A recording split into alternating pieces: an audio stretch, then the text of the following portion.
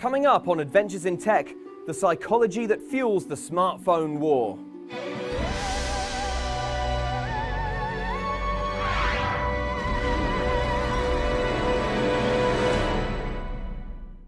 iOS, Android, a bitter war of gadget rivalry that shows no signs of abating.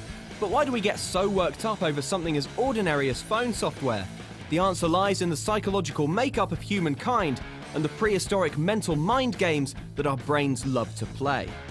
I wanted to explore the science behind smartphone passion. Why do online discussions about Android or iOS so frequently turn aggressive? But as it turns out, grasping the intricacies of the human mind is harder than we thought. You come across a tortoise, lying face down in the desert. Do you mean the desert? Subject uncooperative. Luckily, we bumped into psychology lecturer Mark Coulson, who explained that while fans grouping together is a natural human process, the act of being part of these groups makes your brain do some very weird stuff. Group membership is an incredibly important thing. We are social species, we're designed to operate in groups.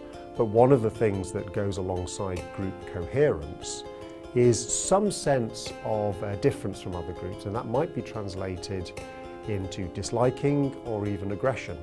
The technical name for these clubs are in-groups and out-groups. Humans can mentally place themselves in a group in mere minutes, while research suggests that strong psychological allegiances can form over very trivial matters, like whether iOS or Android is best, or whether the heart-stopping adventures of the handsome Captain Kirk are more exciting than the boring war councils of Captain Picard. Our tendency to form these gangs can have unwanted side effects. Our minds end up twisting the way we hear information so that the group we belong to seems superior.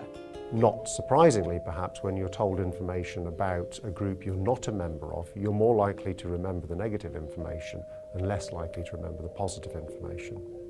Anyone with a human brain is vulnerable to this odd tribal behavior, no matter how unimportant the thing you're siding with really is. Perceiving Android or iOS fans as sworn enemies isn't particularly helpful, so why does it happen? The answer is that once upon a time, this sort of uncouth behavior could have kept you alive. Compared to mammoths and saber-toothed tigers, prehistoric humans were basically useless, completely bereft of awesome claws or shaggy fur. To stay alive, these pitiable apes had to stick together as a group, and to make that team spirit happen, their brains emphasized the positive aspect of their own tribe while seeing the worst in other groups. So we are a pack animal. We're an animal that hunts in groups. The best way to ensure that that's a successful strategy is to have processes that keep groups together. Of course, this psychology stuff doesn't tell the whole story of why we feel so passionate about Android and iOS, but grasping how our caveman minds influence our actions does help us understand why we get so wound up. We live in a mind-blowing age, but our daft old ape brains are still playing catch-up, and we should be wary of letting these once useful mental oddities get the better of us. After all, Android and iOS, they're both pretty cool. If we are people who have bought into iOS or Android, then these are both fantastic tools. They're wonderful. They allow us to do things which are really valuable. Why do you think we get so passionate about our mobiles? And who's the better captain, Kirk or Picard? Let me know and tune in next time for another adventure in tech.